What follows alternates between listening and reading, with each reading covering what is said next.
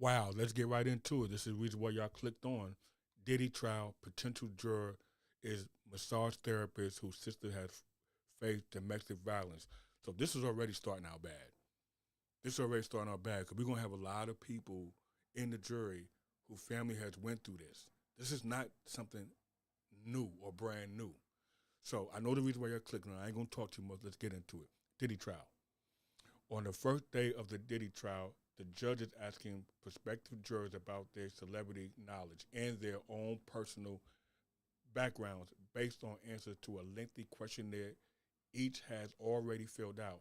And one candidate has an occupation and a family relation that could affect both sides of the case.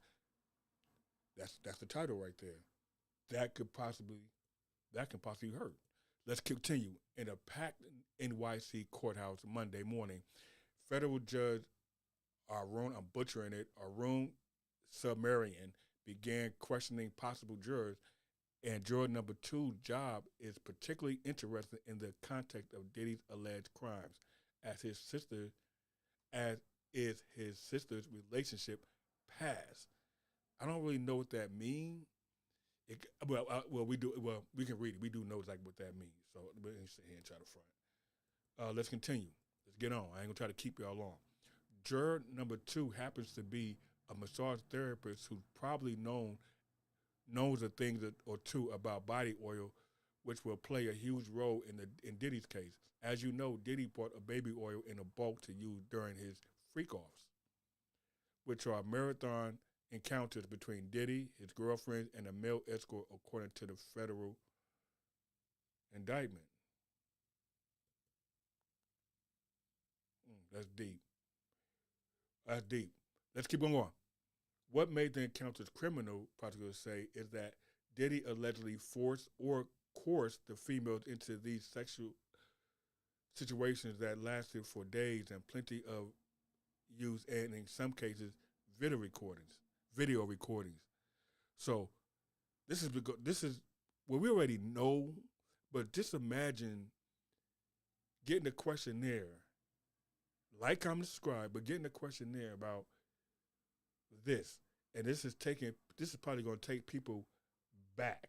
You get what I'm saying? This is probably going to take people back into the things that they went to in their past, because you know everybody in the black community, especially, has dealt with this, has dealt with this type of situation. It's not a laughing situation at all. You get what I'm saying? At all. So let's continue to read. This is not nothing to laugh at. Our condolences to the people who had went through this, that's going through this, because this is not something easy. Let's just hop. The judge asked juror two about celebrities, asking if there were any famous people on the questionnaire he knows of. Juror two responded by saying he knows of or may have rubbed elbows with actors Michael B. Jordan and Mike Myers. Michael B. Jordan. So let's get this clear. He hasn't been named as a defendant, or he hasn't been named inside of the allegations. So what this is telling me, and this should be telling you and y'all, he's probably going to testify against Diddy. Ain't no question. And this Mike Myers, is that the dude that played Austin Powers? Uh, okay, let me go on. And he mentioned two locations on the list of questions: two fancy Manhattan hotels, X's house, and the Peninsula. The judge asked juror two if he could be fair based on his knowledge of the stars, and he said he could. He's not going to be fair. He's not going to be fair. Because this has been plastered all over the media. This has been all over the place. You get what I'm saying? So how can you act? How can you possibly think that he could be objective and be fair? How can anybody? You have to find somebody that hasn't even been inside this stratosphere, because everybody know about this. Then the judge asked about the answer the guy gave to question 10 in the jury questionnaire. Juror 2 explained his sister was beaten by her ex-husband years ago and gave her a black eye, which led to their divorce. But Juror 2 told the judge he could still be impartial. As you know, the now infamous tape of Diddy Cassie in the hotel hallway is likely to be a factor in this trial. Okay, so he's saying that he can't be, he's saying that his sister, but he's saying that he could be impartial. But if I heard this right when I went into the news, they say they're not even going to play the Cassie tape. That's not even going to be an issue. So that's not even going to be an issue. Just imagine, what do they have? What power do they have to bury this man? They are going to bury this man. Let's continue. Prosecutor did not challenge the juror, but Diddy's defense attorney, Mark Agnifilo, did. However, the judge overruled him and told Agnifilo he could use a preparatory strike to remove. I know I butchered that. Go ahead and laugh at me. I'll laugh at myself. Okay, so that way y'all ain't got to do it. Remove the potential juror without needing to provide a reason.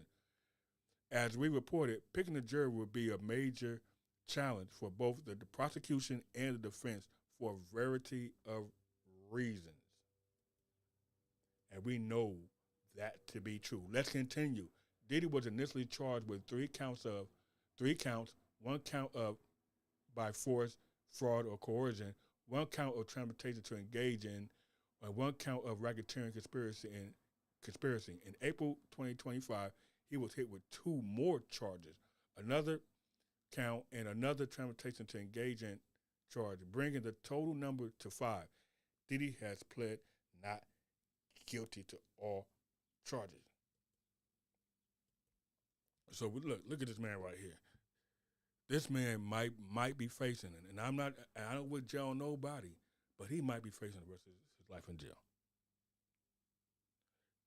If you looked at my video earlier, it probably was this weekend or Friday, where he got the all-white